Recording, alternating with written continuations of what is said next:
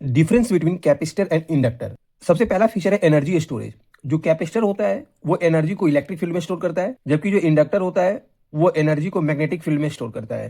Second feature है behaviour in DC circuit. तो जो कैपेसिटर होता है वो डीसी को ब्लॉक करता है और जो इंडक्टर होता है वो डीसी को पास करता है।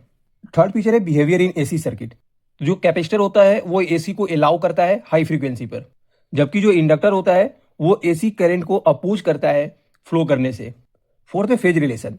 तो कैपेसिटर में जो करंट होता है वो वोल्टेज से 90 डिग्री पर लीड करता है, जबकि इंडक्टर में जो वोल्टेज होता है वो करंट से 90 डिग्री पर लीड करता है। फिफ्थ है फास्ट या स्लो रिस्पॉन्स।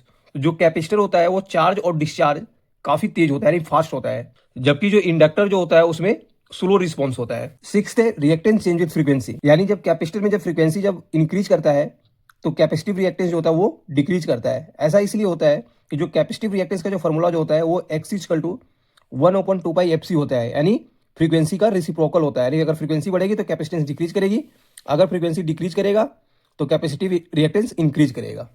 उसी तरह से जो इंडक्टर में अगर फ्रीक्वेंसी अगर हमारा इंक्रीज करता है तो इंडक्टिव रिएक्टेंस जो होता है वो इंक्रीज करता है। ऐसा इसलिए होता है कि जो इंडक्टिव रिएक्टेंस का जो फॉर्मूला होता है एक्सएल इक्वल टू 2πfl होता है। जो इंडक्टिव रिएक्टेंस होता है वो फ्रीक्वेंसी का प्रोपोर्शनल होता है, यानी अगर फ्रीक्वेंसी बढ़ेगा तो इंडक्टिव रिएक्टेंस बढ़ेगा, अगर फ्रीक्वेंसी डिक्रीज करेगा तो इंडक्टिव रिएक्टेंस भी डिक्रीज करेगा।